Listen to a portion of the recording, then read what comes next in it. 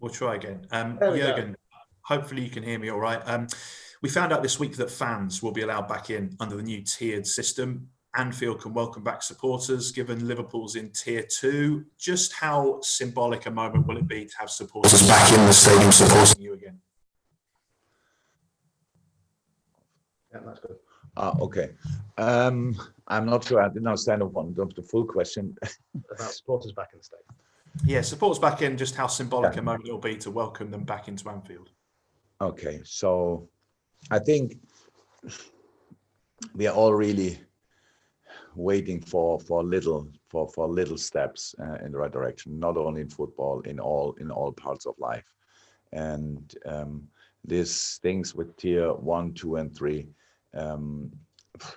it's the best idea we have in the moment in this country. So means it depends to how many people are getting infected over in a specific period of time. And so, yes, I understand that there are obviously some discussions about why it's an advantage for some clubs.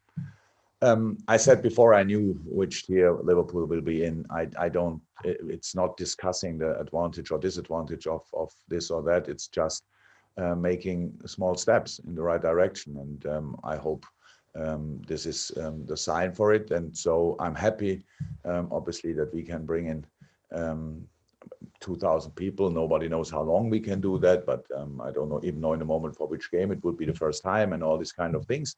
But I just think we should discuss this not on the basis of an advantage or a disadvantage for this or that team, because the world is in a difficult place, and we all wait for small steps, and it's a small step in the right direction. That's how I see it. There was the news as well from UEFA about your game against Midtjylland going back to Dortmund. That'll be a nice homecoming for you, will it? Would be kind of. I'm just not sure if that will happen. I think pretty much on the same day the rules for Denmark changed. So for us traveling to Denmark, so we have no influence on that. So we fly to Midtjylland or to Dortmund, wherever we have to. We are the away team, so we play where we have to play wherever it is. And Dortmund, I think it's rather coincidence than anything else. Would be obviously a place I know, but. And not too far away, because I think there were in the very beginning other options as well where we have to fly really long. So as long as we don't have to fly longer than we would fly to Denmark, I'm fine with the destination. And just finally, can you just give us an update on the squad? How are the players? Any update perhaps on Jordan Henderson or Thiago Alcantara? Hendo trained yesterday at parts of team training and then had done his individual session. So we have to see what we do with that. All the other players who played now, they are still in recovery. So that's how it is. And when you have only this few days in between, and so we have to make late decisions. So if you would ask me now, which will be your lineup, and I would be in the mood to tell you, I couldn't. Because I make this decision as late as possible, because I have to wait for the medical department telling me who looks like ready. And then we have from now on another 25 and a half hours roundabout to make sure that that we bring the fittest and freshest players on the pitch. Fantastic. Okay, Mandy from PLP, and then we go to James Mountford after Mandy's two for BBC Merseyside. Hi Jurgen, Brighton to win at home this season, but how impressed were you with the way that they played against Aston Villa last weekend? Brighton is, as might be a good example of how good they are actually, but even in the other games when the results were not that good, it's pretty special with Brighton. So look, we have analyst meetings obviously a lot, and I have analysts who are really honest in that. So if they think the opponent is a tough one to play, they tell me in the first second of the meeting when we see all the results they had in the last 6, 7, 8 games, and I say, okay, the results don't look like, but they are in a really good moment. So they play just good football. You can see that it was since they work together now, and they have. Always possession, a lot of possession in the game. The football playing side, the clear idea, adapt sometimes a little bit system-wise, but most of the time play the same system and stick to that and do that really well. So yes, they don't score or didn't score so far, maybe often enough to get the results out of it, but we cannot go there and expect that they will not finish their situations off. Of course not. We have to make sure that we are ready for a lot of necessary defensive work, because they make the pitch big. And Brighton pitch is anyway big, and then they make the pitch, even try to use all of it, and then it's just hard work, and that's what we have to be ready for. We were always so far, and we have to be again. And Graham Potter says that he believes you've got arguably the best front four in world football. Firstly, I presume you agree. And secondly, how pleased are you with the way that Jota has settled in so quickly, and has he made your side a much stronger Liverpool team? Thank you, Graham. Yeah, Diogo obviously settled in nicely, and that's true. Very important for us. Very, very important for us. Because we cannot play our usual front three all the time, all the full season, and it's difficult to it was difficult to improve us there. But Diogo looks like he can do that, and that is massively helpful. And so I'm really happy about that. Fantastic. Thank you, Mandy. We go James Mountford, Carl Markham, Alex Crook, and then that's it for the Open, because I have no more hands over before we go to the embargo as it stands. James from Merseyside. Hi, Jurgen. Good morning. Good morning. Just wonder what you make of the top of the Premier League table at the moment. Just 3 points separate the top five. Is that because there's a lot of quality in the division? Is it a symptom of the strange sort of start to the season? Oh, now you hit me a little bit on the wrong foot. I'm not sure about who is there. I didn't really look at it. Tottenham obviously leading, then it's yourselves, Chelsea, Leicester and Southampton. Okay. Yeah, first and foremost, that speaks for a lot of quality in the Premier League, a lot of quality in the squad of these teams, and good managers, and just good work on training ground. So because they all played so far a really, really good season, and other teams as well. So I'm not surprised that Tottenham is where they are. I'm not surprised that Chelsea is where they are. Southampton look really, really, really good. And Leicester, we played only a few days ago. We know how good they are. So it's the sign that it's that close together this year is for sure, because it's a very, very difficult but interesting season for everybody. And so there are a lot of chances out there for different teams, and it's nothing to do with what you've achieved last year or the year before. It's just you have to be in here and now, and be ready for that, because it's really tough for all of us. But as I said, I'm not surprised. Football obviously has lost a huge figure this week in Diego Maradona. I just wonder what your thoughts were on him as a player, please.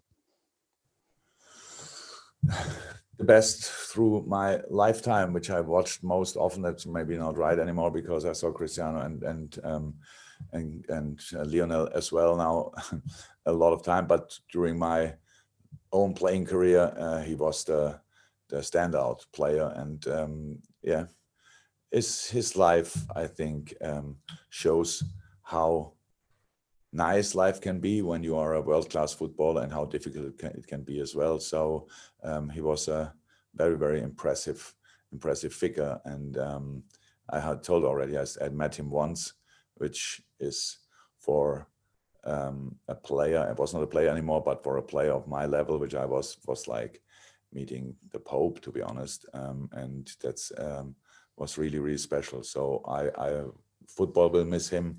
I will miss him, and you can see with all the reactions all over the world, if we would have shown our love for him without want to have a selfie, just if we would have shown him the respect he deserves while he was still alive, I think, we could have helped him. Carl Markham, and then Alex Crook to finish, and then we'll go to the embargoed section. Hi, Jurgen. Hi, Carl. Hi. We all know how much of a fan you are of 12:30 kickoffs. You've got this one on Saturday, and then you've got the December fixtures of give you a Wednesday, night game and a Saturday 12:30 with Tottenham and Crystal Palace. I'm just wondering what you thought of that. Obviously, you've campaigned against it, but you don't appear to be being listened to. That's true. So I think my thoughts about it are clear, but now I'm sitting here 25 hours before a game, and it's not the time for me to think now about it, because now I have to prepare a team. When I speak about it, I speak about the issues it causes all the players, not only ours, but in the moment it's only us, and it looks like until the end of the year, it's only us from all the Wednesday games. So obviously, whatever I say doesn't help. So I will stop talking about it. That's how it is. Will change nothing. If you speak and change nothing, why should you speak then? It's just waste of time. Okay, so you're basically giving up on the argument, are you? That do you feel there's nothing you can do, or there's nothing collectively you might be able to do as managers or clubs or anything? The last thing I wanted to do is create a headline, and now you said I gave up. But it would be then probably the headline. So, but look, I speak about these things in a general way, because it's a general problem, and so how I said, in this moment we play in 25 hours. It's not my problem. My problem is to prepare a team. So that we got the only other spot from now until December is a fact. So when you play Wednesday and then the next one is on 12:30, you have to ask other people why they do that. I don't have the answer, obviously, because we are not involved in these decisions. Okay, just quick one then for me. Alisson could play his 100th game for the club on Saturday. I'm just wondering how important, with all the changes you've had to make in defence, changing your back four quite a lot, how important having someone like him behind them it has been. After 100 games for Liverpool, I don't have to speak about the importance of Ali. It could have been already more. But I would say 99 good ones so far. So can't remember a game where he was not spot on. So that's good. And of course, it's important when you have a world-class goalkeeper, you want to have him in your goal. The more often you can do that, the better it is for us. And so I'm very happy. Okay, Alex Crook, and then if the guys for the embargoed section can put their hands up, we'll go to that next. Alex. Good morning, Jurgen. Hi, Alex. Obviously, this game will be a reunion with Adam Lallana. I just wondered how much respect and admiration do you have for what he did as a Liverpool player? Thank God I said it already when he left, and we still miss him. But it's not easy to miss Adam Lallana, because pretty much everybody here in the club has still contact with him. Not this week so much, but because he is just a friend for life for all of us, and so we are obviously not 100% sure. We don't know it if he can play, because he didn't tell anybody. It was obviously the last week he left the pitch, or had to leave the pitch with a groin issue, if I'm right. So I would expect him to be on the pitch tomorrow, to be honest. And then for 90 minutes, I know Adam well enough. The friendship we'll put all the friendship a little bit aside, and after the game, we will be friends again. That's a nice thing with friends. And just based on what you've already said about fixture congestion and obviously the injury problems you've had, do you think this season is going to be even harder for you to win the title than last season, given what you've got to contend with? Yes. Oh, sorry, I've muted you there, Alex. My problem. Sorry, I was going to go to the embargo section. You need to unmute yourself, Alex, if you've got a follow-up. No, I mean, that was my question, really. Just wondered if Jurgen could expand on the reasons why. Why should I? You say all the things. It's before that, so it's more difficult. That's it. Okay, guys, we go to the embargo section.